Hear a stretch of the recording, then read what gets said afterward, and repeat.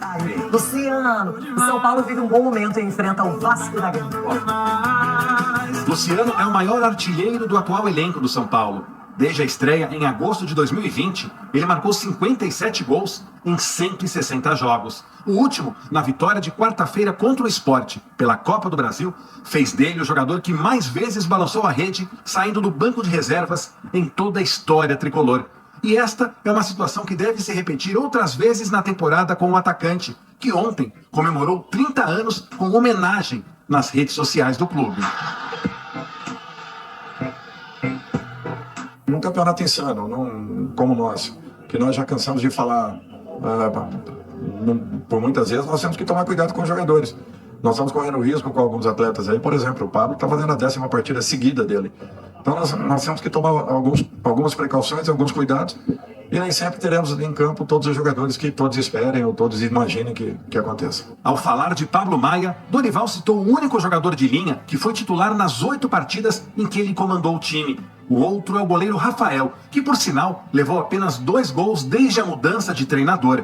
Se a campanha segue invicta com 4 vitórias e 4 empates, preocupa a situação de Arboleda. O zagueiro deixou o gramado da Ilha do Retiro carregado pelos companheiros, alegando que estava com câimbras. Horas depois, reclamou de dores na coxa. Nesta sexta-feira, ele vai realizar um exame mais apurado, mas dificilmente vai enfrentar o Vasco neste sábado, aqui no Morumbi. Um provável tricolor para jogar amanhã no Morumbi lotado deve ter Rafael, Rafinha, Alan Franco, Beraldo e Caio Paulista ou Patrick. Pablo Maia, Gabriel Neves, Alisson e Michel Araújo ou Marcos Paulo, Luciano ou Wellington Rato e Caleri. Depois de 3 jogos longe de casa, o São Paulo volta ao Morumbi para reencontrar a sua torcida. Situação que a partir de agora se tornará bem mais comum. Das próximas 11 partidas da equipe, nada menos do que 8 terão a casa tricolor como palco.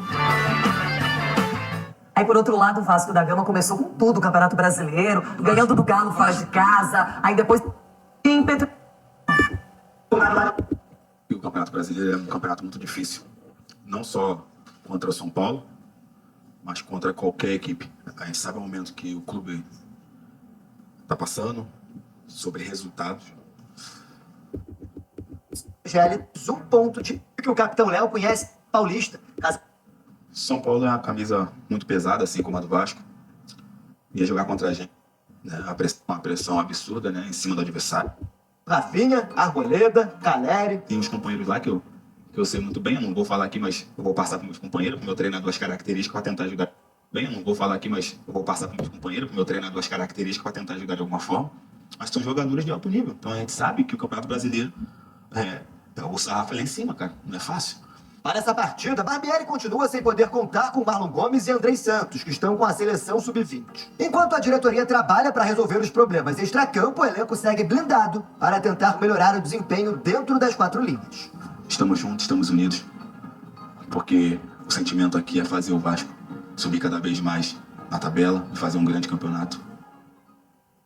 Pronto, Denilson, é contigo. São Paulo e Vasco, pode ficar à vontade. Bora, Loirão, eu falo muito aqui sobre o jogo de convencer, de convicção. O jogo de você provar que você vive um bom momento.